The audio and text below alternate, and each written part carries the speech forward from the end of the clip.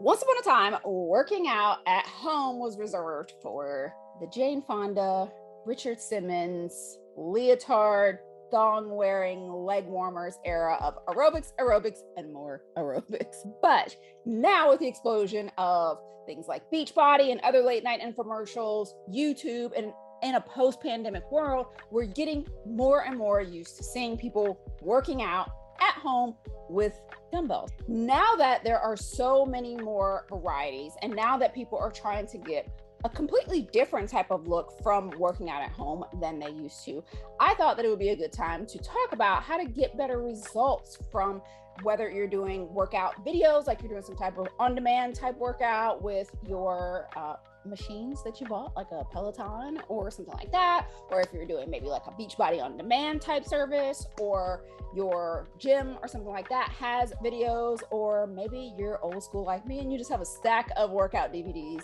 that you still work out to if your DVD player still works. So whatever the case may be, if you are getting workouts from the internet, I want to give you 5 ways to get better results from them, even if you're doing them over and over and over and over and over again, which is what a lot of people tend to do when they find one that sticks, especially those of us over a certain age, whereas youngsters often tend to have ADD when it comes to their exercises.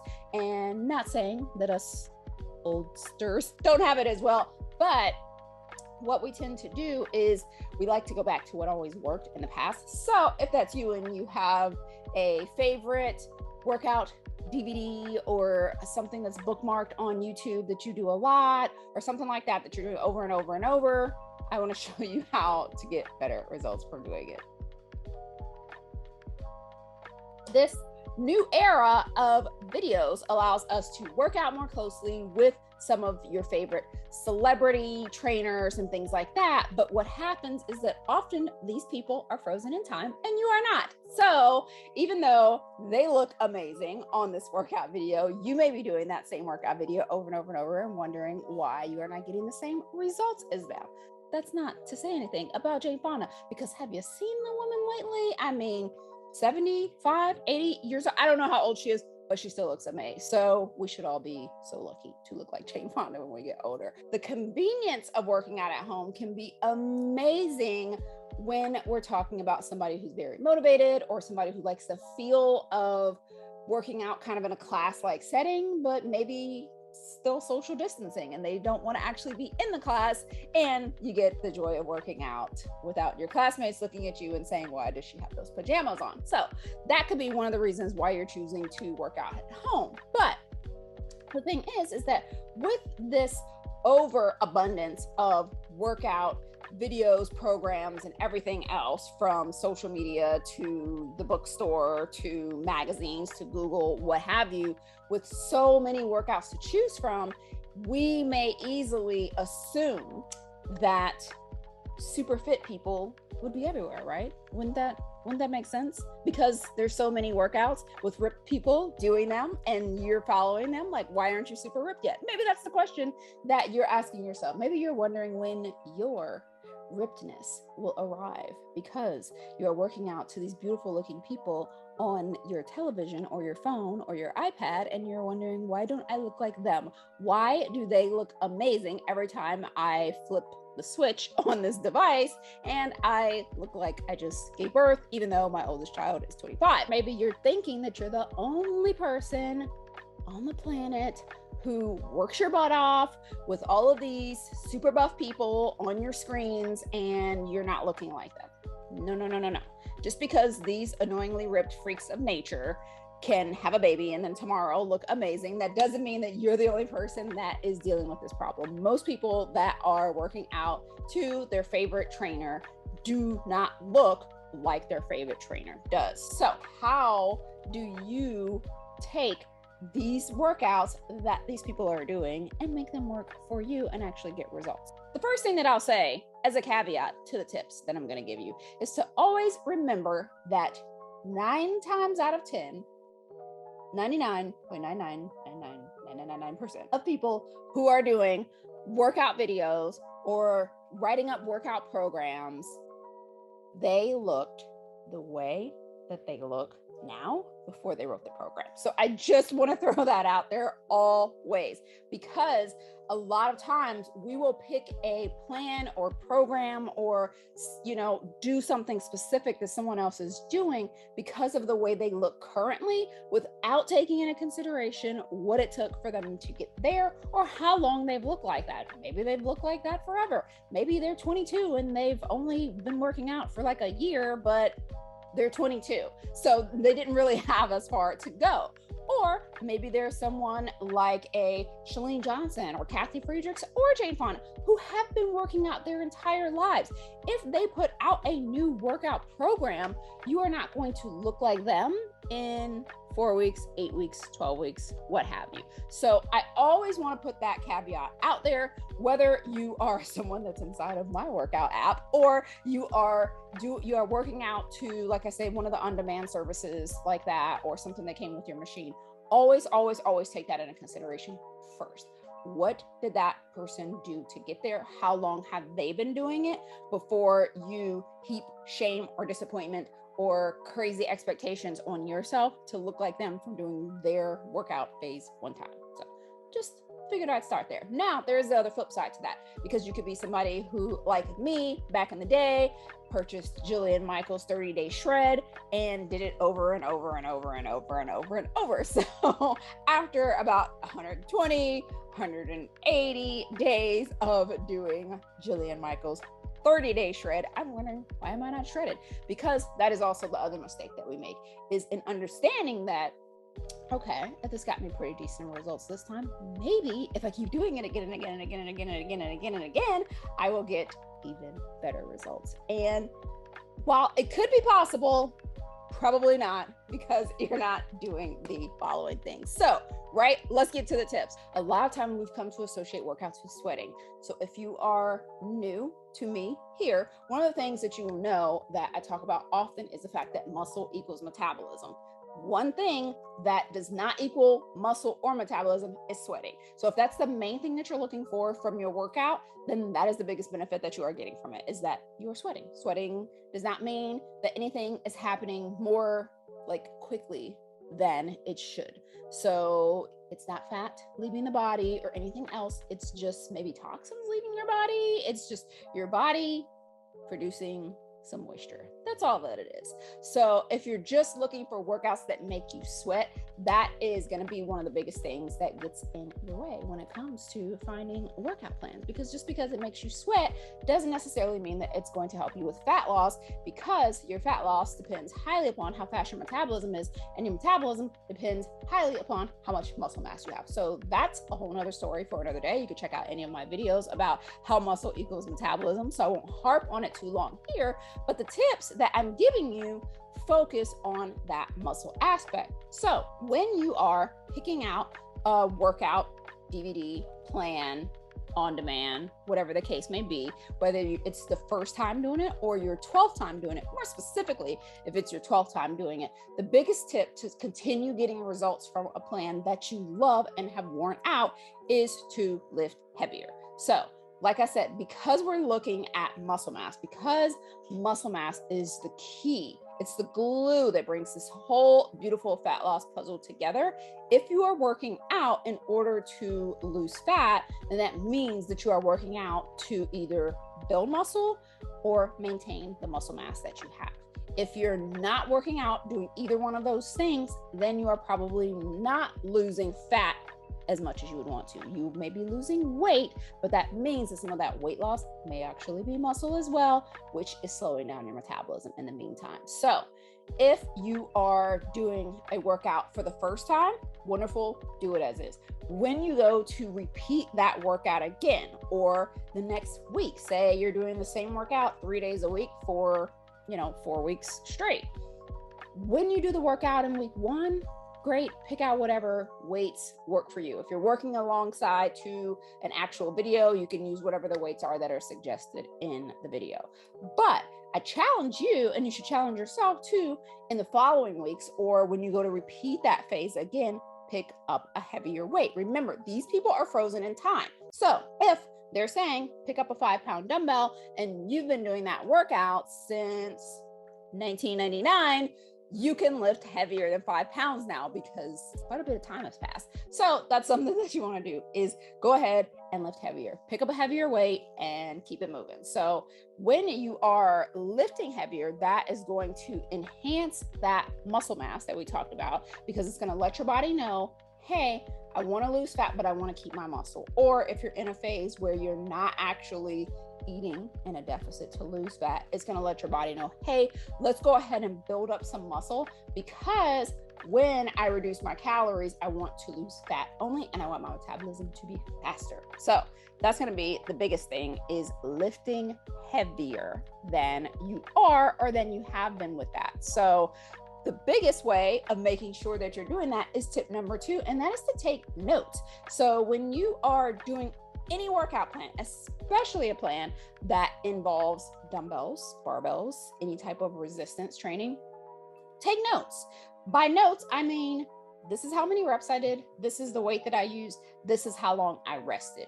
Those are going to be the 3 most important factors for every workout. So make sure you're taking notes so that you know, like I said, if in week 1 you used X amount of weight, if you used whatever, let's say 5 pounds, and you did 5 pounds. If you're doing 5 pounds, let's say that it's an exercise that has to do with shoulders, right? Because that's probably the only body parts that you should really be using 5 pounds for. Most of us ladies can lift a little bit heavier than that. So let's say you're doing some type of shoulder move. Maybe you're doing like lateral raises or front raises, something like that, and you're using 5 pounds. If after 4 weeks of doing that, or whatever, maybe the next week, you want to see if you can pick up 7 pounds and do that same exercise. And you want to take note of how many reps you were able to do. So maybe the first time doing the workout through, you did 5 pounds and you were able to do, let's say, 12, 13, 14, 15 reps, somewhere in that 12 to 15 rep range. If that's how many you were supposed to be doing, great. You found the right rep range, but always test yourself if you can do more. So say the workout is having you do 10 to 12 and you can do 15, that's your sign. So you want to be able to look at that, and you want to have that starting point for next time to say like, hey, I tried 5 pounds last time. Maybe I can try 7 pounds this next time. And especially if you're doing a body part that's a little bit bigger, like say your biceps or triceps or your legs, if you started with 5 pounds, you could probably go on and on and on and on forever. You want to take notes and write that down and say, I did this much weight for this many reps, but I still have quite a bit left in the tank. So that way you automatically know when you go to do that workout again, not only which weight to start with, because you could also put a little asterisk and say like, I lifted this much and it was like, I cannot go any heavier. You want to always have those notes with you so that you know that, so that you don't go to push yourself and lift heavier when you don't have any more to give, but so that you also know like, that was a little light, I need to go a little bit heavier next time. So those go hand in hand. You want to be constantly pushing yourself to lift a little bit heavier, but you want to always be taking notes when you do, so that you start from that point again, so that you're not confused when you're doing a workout and it says to grab a 5 pound weight, but you can really pick up a 15. You have notes that say that. You don't want to spend your whole workout trying to figure out what that weight is. So having notes to know what your starting point was last time, you can do it, because sometimes that'll happen within the workout. Maybe on the very first set, you pick up 5 pounds and you're like, okay, that was really light. So then on the second set, you pick up 8 pounds and you're like, okay, that was a little bit better, but I still feel like I had a lot more left in the tank. On your third set, you could do 12 reps. You know, you could pick up a 12 pound and do the same amount of reps. And you're like, okay, that felt pretty good. If you have that in your notes, then that means the next time you do that workout, you know to just start with the 12. You don't waste time doing all of that all over again. You're like, what weight was I using last time? Well, let me just start with 5 and figure it out. Because the 12, if that's where things were like really starting to get fatigued at, that's where you want to start, because that's when the magic is happening. If you're always waiting until the end of your workout to get to that point, then you're never getting into that magic zone. So you want to make sure that you're starting wherever you left off on the last workout. Plus, that's always going to help you to know if something is a little off. Say you were able to go really heavy one day, and then the next time you're like, I'm not even coming close to that weight. That starts giving you clues to look at other things like the way that you're eating and other things like that to help you troubleshoot. So Taking notes would be the second tip. So number one was lift heavier. Number two is to take notes on every single workout about your reps, the amount of weight you used, and how much rest that you took between each set, which brings me to the third tip, and that's your rest. So the way that this works could be one of two ways. Because rest periods really help determine how much weight you can lift, you want to vary these based on the type of phase that you're in. So if you're in a phase where you're lifting really heavy, you want to press pause, whether you're actually doing a workout video or just with yourself. The heavier you lift, the more of a rest period, the longer rest period that you're gonna need. So when your reps are high, when they're like 12 or higher, then you probably don't need more than 30 seconds or less rest. You can move pretty quickly between your workout, between each exercise. And that's where a lot of workout DVDs, on-demand stuff, things of that nature tend to put you in that like short and sweet rest period genre. So a lot of them are going to have you resting like anywhere from like 30 seconds, 20 seconds, 10 seconds or less, because of the fact that it's trying to accomplish so much in so little time. So a lot of at-home workouts are really fast paced. If that's all that you're ever doing, you're going to miss the magic of muscle building. And the muscle building phases is when you slow it down a little bit. That's when reps are going below 12. So anywhere in that 8 to 12 rep range. When you're in the 8 to 12 rep range, that's when you want to be taking slightly longer rests. You want to go a little bit longer than 30. So that means if you're working out alongside an actual video, something that is just moving at a very fast pace, if you have the ability to press pause on it and take a longer break. Yes, this may mean that a 30-minute video now becomes 45 minutes, but it puts you in a completely different phase of lifting and allows you to get new results from that workout. So that means that if you are testing yourself and lifting a little bit heavier, maybe that workout always keeps you in that 15 rep range. When you go to start lifting a little bit heavier, you may find that you're falling short of that 15 rep range. That's okay, because it puts you into a new phase, which allows you to experience what's called periodization. So if you're always in that 15 rep range and using really, really light weights, you go to test yourself with what tip number one was, and you lift heavier, and you take note and you realize that, okay, I increased my weight. I was able to do it, but I fell about 5 reps short. So instead of hitting 15, I got in 10 with it. Then you also take note of your rest period. So now instead of resting for the 30 seconds that the video had, or if you're in a 15 rep range, typically you're going to be resting less than 30 seconds, you're going to rest a little bit longer. So that way you remember, okay, I was able to lift this weight 10 reps 3 times it took me about 45 to 60 minutes of rest to be able to get my strength back to do it again. When you have those notes from tip number 2, that's going to help you to realize that, because what you may realize if you don't take my advice here and press pause is that if you try to go straight into the next one, so say you pick up a weight, you're supposed to do 15 and you only get in 10. If you pick up that weight again within, let's say 30 seconds or less, what you're probably going to find out is that you're going to come up even shorter than that. So where you may have hit 10, the next time you may only hit 8, and the next time you may only hit 6, because you're not giving yourself enough rest for your muscles to fully recoup and produce 10 again. So that's the reason why having the notes is so important, but it's not a bad thing, because when you're taking those longer rests and when you're lifting heavier and you're lowering your reps a little bit, you are moving into that muscle building territory. And even though it may seem like it's taking this workout a little bit longer because maybe you just want to superset everything or do everything circuit style, you're actually going to get better results